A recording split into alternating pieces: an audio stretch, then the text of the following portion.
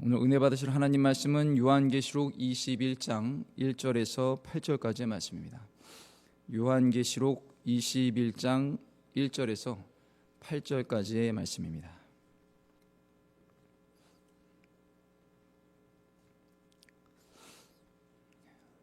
요한계시록 21장 1절에서 8절까지 말씀을 다 찾으셨으면 우리 한 목소리로 봉독하겠습니다.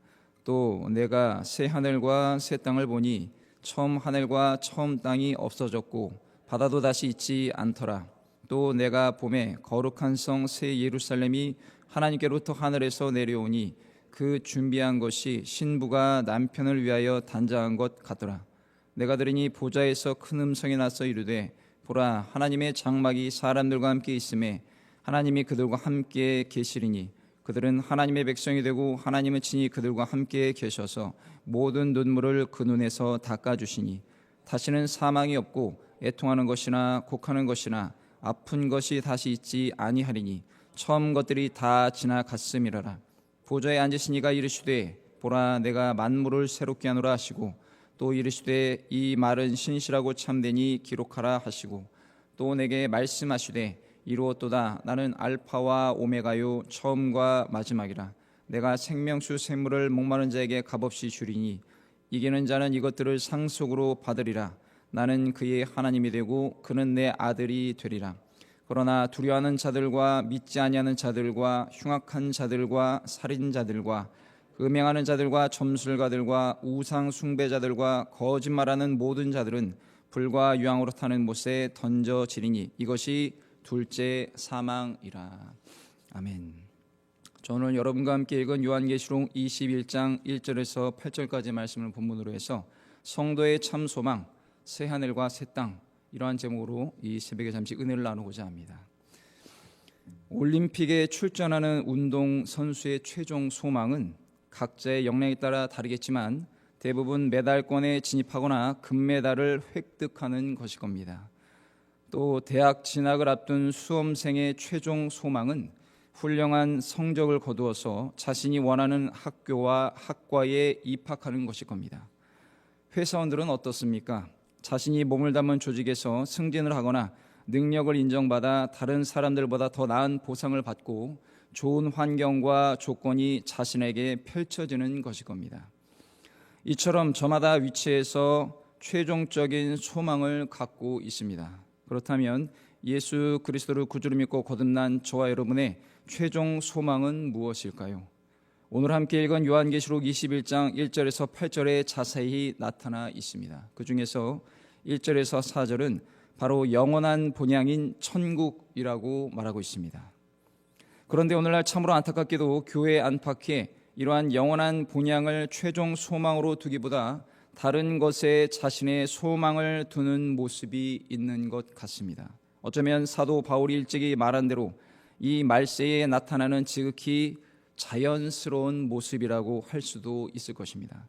디모데후서 3장 1절에서 4절 말씀에 너는 이것을 알라. 말세에 고통하는 때가 이르러 사람들이 자기를 사랑하며 돈을 사랑하며 자랑하며 교만하며 비방하며 부모를 거역하며 감사하지 아니하며 거룩하지 아니하며 무정하며 원통함을 풀지 아니하며 모함하며 절제하지 못하며 사나우며 선한 것을 좋아하지 아니하며 배신하며 조급하며 자만하며 쾌락을 사랑하기를 하나님 사랑한 것보다 더하며. 사랑하는 성도 여러분, 성경에 기록된 대로 저와 여러분이 살아가고 있는 이 시대의 현상이 그렇게 이상할 것이 없다는 것을 우리는 기억해야 합니다. 무엇보다 이러한 때에 성도가 집중할 것은 예수님이 언제 오실지 알 수는 없지만 반드시 예수님께서는 이 땅에 오신다는 것입니다. 그러므로 믿음으로 구원받은 저와 여러분은 주님이 부르시기 전까지 진정한 신앙의 열매를 맺는 실천적인 삶으로 전진해 나가야 하는 것입니다.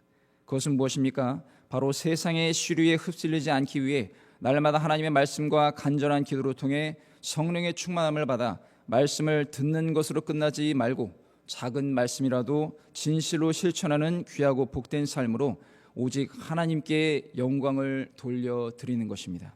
그럴 때 믿음이 약한 사람들과 불신자들에게 진정한 모범이 되며 그들로 하여금 거룩하고 아름다운 신앙의 열매를 맺는 작은 미랄이 되는 것입니다. 오늘 이 새벽에 말씀을 통하여 깨달음을 얻고 실천하여 오직 주님을 기쁘시게 해드리는 저와 여러분이 되시기를 예수님의 이름으로 간절히 축원을 드립니다.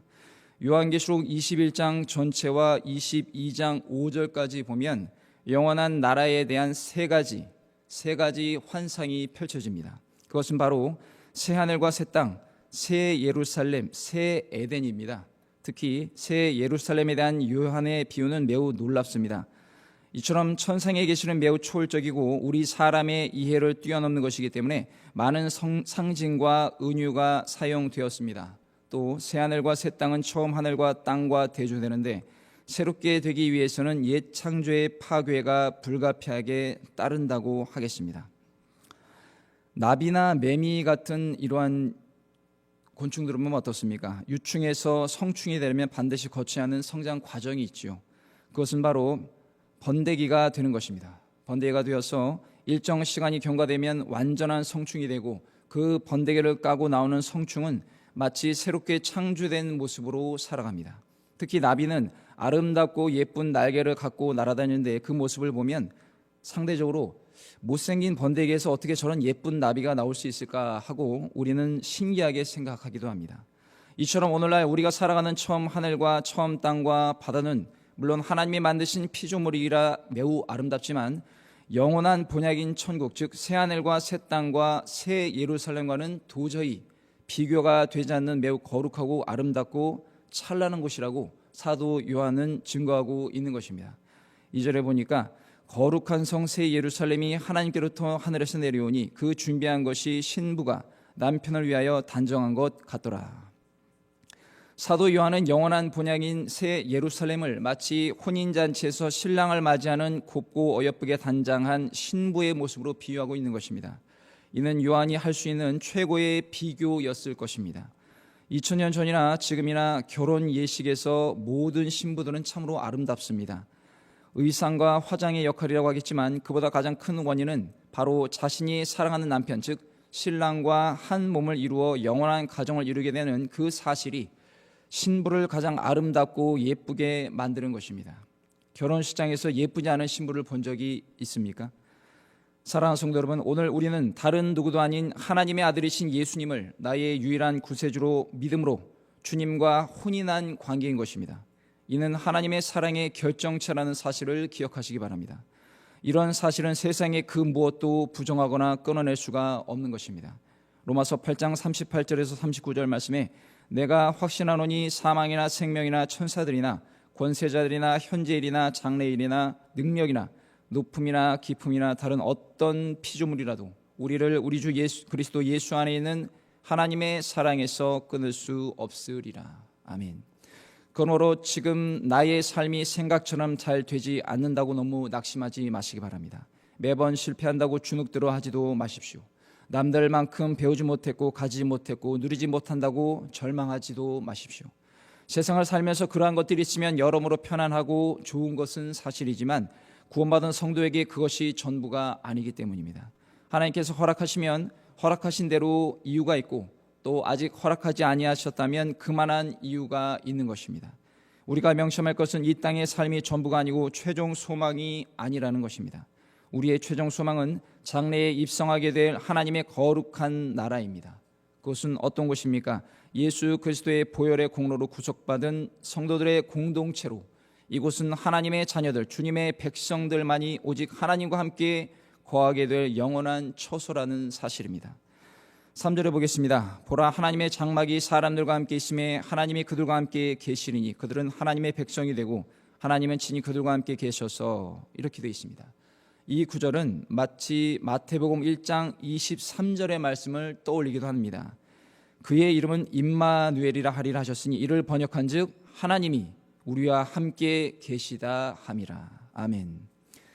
구원받은 성도에게 가장 큰 축복과 은혜는 바로 하나님께서 우리와 함께 하신다는 것입니다.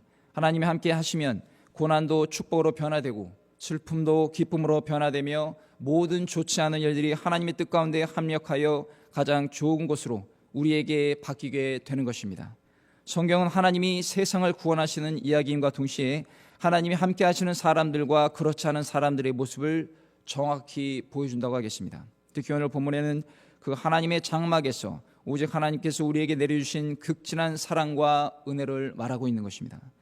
4절에 보면 모든 눈물을 그 눈눈에서 닦아주시니 다시는 사망이 없고 애통하는 것이나 곡하는 것이나 아픈 것이 다시 있지 아니하리니 처음 것들이 다 지나갔음이로라. 아멘. 사랑하는 성도 여러분, 눈물과 사망과 애통과 곡하는 것과 아픈 것은 우리의 좋으신 하나님께서 만들어주신 것이 결코 아닙니다. 아시다시피 인류의 조상 아담의 타락으로 말미암아 그 불순종의 결과로 우리에게 어쩔 수 없이 임한 것입니다. 이는 육신을 입고 살아가는 세상에서 그 누구도 절대로 피할 수 없는 것들입니다. 아무리 신앙이 좋은 성도라 할지라도, 아무리 신앙이 투철한 목회자라 할지라도 눈물과 사망과 애통과 아픈 것을 피할 수는 없는 것입니다. 이기적인 세상은 누군가 눈물을 흘릴 때 위로해 주기보다 외면합니다. 영혼의 사망처럼 모든 것이 끊어지고 살아갈 힘과 소망이 없을 때 손을 내밀어 일으켜 주기보다는 혹여 자신에게 도움을 바랄까 다가오는 것을 경계하고 회피하기도 합니다. 그것이 세상입니다. 그렇다면 타락한 사람의 속에는 무엇이 있습니까? 예수님은 마가복음 7장 21절 이하 이렇게 말씀하셨습니다. 속에서 곧 사람의 마음에서 나오는 것은 악한 생각 곧 음란과 도둑질과 살인과 간음과 탐욕과 악독과 속임과 음탕과 질투와 비방과 교만과 우매함이니 이 모든 악한 것이 다 속에서 나와서 사람을 더럽게 하느니라. 이처럼 악하고 부패한 사람의 본성과 이것이 넘치는 세상에 저와 여러분은 살고 있지만 곧 장래에 임하게 될 하나님의 장막 거룩한 새하늘과 새 땅에는 그러한 것들이 절대로 존재할 수도 없고 존재하지 않는다는 것을 명심하고 언제나 하나님의 은혜와 사랑을 소망하는 우리가 되어야 할 것입니다. 그러나 우리가 더욱 기뻐해야 할 것은 이뿐만이 아닙니다. 5절에 보면 보좌에 앉으신 이가 이르시되 보라 내가 만물을 새롭게 하노라 하시고 또 이르시되 이 말은 신실하고 참되니 기록하라 하시고. 보좌에 앉으신 이는 만왕의 왕이신 예수 그리스도이십니다. 주님께서만이 오직 만물을 새롭게 해 주시는 것입니다. 고린도후서 5장 17절에 사도 바울은 이렇게 고백합니다. 그런즉 누구든지 그리스도 안에 있으면 새로운 피조물이라. 이전 것은 지나갔으니 보라 새 것이 되었도다. 할렐루야. 하나님의 말씀은 변함이 없고 완전합니다. 그러나 세상 사람의 말은 때와 상황과 여건에 따라 또는 자기 유익에 따라 시시때때로 변하고 또 변합니다. 어제 한 말이 오늘은 정반대가 되기도 하죠. 정치권을 보면 그렇지 않습니까?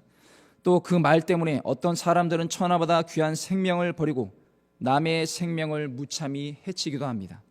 나아가서 자신의 것을 지키고 더 많은 것을 얻고 누리기 위해 거짓말을 밥 먹듯이 합니다. 그리고 뻔뻔하게 행동하는 사람들이 오늘날 너무나 많지 않습니까? 그러나 기록된 주님의 말씀은 결코 변하지 않는 것입니다. 이사야서 40장 8절에 푸른 마르고 꽃은 시드나 우리 하나님의 말씀은 영원히 서리라 하라. 하나님의 말씀이 변함없고 영원하다는 것은 하나님 그 자체가 신실하고 영원한 분이라는 것을 말하는 것입니다. 이어서 6절에 보면 또 내게 말씀하시되 이루었도다. 나는 알파와 오메가요 처음과 마지막이라. 내가 생명수 샘물을 목마른 자에게 값없이 주리니. 아멘. 오늘날 많은 영혼들이 진리에 갈급해하고 있습니다. 극심한 영적 갈증을 느끼고 있습니다. 그래서 동서고금을 막론하고 사람이 보기에 많은 영웅들과 위인들이 나타나서 각자의 사상과 각자의 이념을 주장하고 전파합니다. 사람은 죽고 없어졌지만 그들이 주장한 이념과 사상은 오늘날까지 전해지고 있습니다. 그러나 사람이 만든 어떤 이념과 사상과 주장이 우리 영혼의 진정한 갈증을 해소해 주지 못합니다. 진정한 생명을 주지 못한다는 것입니다. 그리고 그들은 모든 사람이 겪는 죽음의 문제를 해결하지 못했습니다. 요한복음 4장에 보면 사마리아 여인이 등장하죠. 이 여인은 삶에 대한 문제 가운데 있던 여인으로 추측이 됩니다. 그녀 역시 오늘날 저와 여러분처럼 삶의 무게에 지치고 극심한 영적, 내적 갈급함을 느끼고 있었습니다. 그러던 중 예수님과의 대화에서 진리에 대해 알게 되었던 것입니다. 요한복음 4장 13절에서 15절 말씀에 예수께서 대답하여 이르시되 이 물을 마시는 자마다 다시 목마르려니와 내가 주는 물을 마시는 자는 영원히 목마르지 아니하리니 내가 주는 물은 그 속에서 영생하도록 솟아나는 샘물이 되리라. 여자가 이르되 주여 그런 물을 내게 주사 목마르지도 않고 또 여기 물 기르러 오지도 않게 하옵소서. 아멘. 이 여인은 예수님과의 만남 가운데 진리를 깨닫고 그녀의 삶은 180도 바뀌었습니다. 오늘 우리도 예배를 통하여 예수님을 깊이 만나고 성령의 충만함을 받아 더 깊은 은혜의 강물로 들어가게 되시기를 주님의 이름으로 간절히 축원을 드립니다. 이처럼 주님을 통한 영생의 생명수를 공급받는 영혼에게 이어지는 다음 축복은 무엇입니까? 바로 하나님의 아들로서 상속을 받는다는 것입니다. 7절 말씀에 이기는 자는 이것들을 상속으로 받으리라. 나는 그의 하나님이 되고 그는 내 아들이 되리라. 여기서 이 상속이란 헬라어로 클레노노메오인데 뜻은 상속받다, 얻다, 차지하다, 물려받다라는 뜻입니다. 신약 성경에 다양하게 기록이 되어 있지만 본문의 문맥상 의미하는 것은 마지막 때에 임하게 될 영적 전쟁에서 승리의 결과가 그들에게 주어지는 영적인 소유, 영적인 선물로 이해하는 것이 더욱 적합하다고 하겠습니다. 그렇다면 이 선물의 핵심은 무엇입니까? 바로 하나님의 아들, 즉 하나님과 가족이 된다는 것입니다. 죄인인 저와 여러분이 거룩하시고 영원하신 하나님과 어떻게 가족이 될 수 있겠습니까? 이것은 너무나 놀라운 일입니다. 이것보다 귀하고 값진 선물이 어디 있겠습니까? 그런데 이러한 축복은 일찍이 창세기에서 하나님이 아브라함에게 주신 약속이었습니다. 창세기 17장 8절에서 9절 말씀을 읽어드립니다. 내가 너와 내 후손에게 내가 거류하는 이 땅 곧 가나안 온 땅을 주어 영원한 기업이 되게 하고 나는 그들의 하나님이 되리라. 하나님이 또 아브라함에게 이르시되 그런즉 너는 내 언약을 지키고 내 후손도 대대로 지키라. 이런 약속이 사라지지 않고 종말에 이루어진다는 것입니다. 이처럼 변함이 없으시고 신실하시며 좋으신 하나님의 약속은 날마다 변하고 자기 유익에 따라 바뀌는 타락한 사람의 그것들과는 완전히 다른 것입니다. 하나님의 이러한 약속은 다가올 종말의 때에 반드시 성취된다는 것을 기억하고 확실한 믿음을 갖고 전진하며 종말의 때를 우리는 살아가야 하는 것입니다. 한편 이기는 자가 있다면 지는 자도 있는 것이죠. 심판의 때에 모두가 승리자가 되면 좋겠지만 그렇지 않고 또 그 결과가 어떠한지 사도 요한은 다음과 같이 증언하고 있습니다. 마지막 8절에 그러나 두려워하는 자들과 믿지 않은 자들과 흉악한 자들과 살인자들과 음행하는 자들과 점술가들과 우상 숭배자들과 또 거짓말하는 모든 자들은 불과 유황으로 타는 못에 던져지리니 이것이 둘째 사망이라. 이것은 영적 전쟁에 참여하라는 하나님의 부름을 받았음에도 세상을 두려워하여 그것을 거절하거나 견디지 못한 자들을 말하는 것입니다. 이러한 사람들이 갈 곳은 어디입니까? 불과 유황이 타는 못인 것입니다. 불과 유황하면 구약의 소돔과 고모라가 떠오르죠. 그곳은 철저히 타락하여 하나님이 보시기에 의인 10명이 없어서 멸망한 도시였습니다. 그곳의 처참한 모습을 우리는 결코 잊지 말아야 할 것입니다. 아울러 오늘 계시록의 말씀을 통해 마지막 때에 자신의 신앙의 연주소를 다시 확인하고 예수님의 재림의 날이 임박한 이때에 사탄과 거짓 선지자들의 속임수에 넘어가 실족하지 않고 승리하는 성산순복음교회 모든 성도님들이 되시기를 예수님의 이름으로 간절히 축원을 드립니다. 말씀을 맺겠습니다. 새하늘과 새 땅은 하나님께서 자신의 백성을 위해 친히 예비하신 지극히 완전한 곳입니다. 그곳에서 하나님은 온갖 고통과 고난의 눈물을 친히 닦아 주실 것입니다. 그럼에도 신앙의 고된 여정 속에서 말씀을 살아내기 위한 우리의 눈에는 눈물이 마르지 않는 날이 더 많습니다. 그 눈물은 인내와 애통과 수고의 눈물입니다. 그러나 절망하지 마십시오. 반드시 슬픔과 아픔과 탄식이 행복이 가득한 웃음과 기쁨으로 완전히 바뀌게 될 날이 오는 것입니다. 그 날은 하나님을 친히 대면하는 날이며 그 날은 하나님 나라에 우리가 감사히 들어가는 날입니다. 오늘 우리가 이러한 확신에 가득 찬 소망을 품고 천국을 바라보는 복된 하나님의 아들 상속자가 되어 주님을 기쁘시게 드리는 저와 여러분이 되시기를 예수님의 이름으로 간절히 축원을 드립니다. 기도하겠습니다. 영원한 지옥으로 갈 수밖에 없는 우리를 친히 부르시고 예수님을 믿어 구원받게 하여 주신 하나님 감사드립니다. 그 어느 때보다 어렵고 혼란스러운 이 때에 우리가 더욱 하나님의 말씀과 간절한 기도로 성령의 충만함을 받게 하시어 날마다 예수님을 닮은 모습으로 하루를 감당해낼 수 있도록 성령 하나님 도와주시옵소서. 그리하여 장래에 예수님 다시 오셨을 때 또는 예수님이 우리를 먼저 각자 부르셨을 때 잘하였도다 착하고 충성된 종아 이렇게 칭찬받고 주님 나라에 들어가는 은혜를 받는 모두가 되게 하여 주시옵소서. 거룩하신 예수님의 이름으로 간절히 기도 올리옵나이다. 아멘. 주기도문으로 새벽 예배를 마치겠습니다.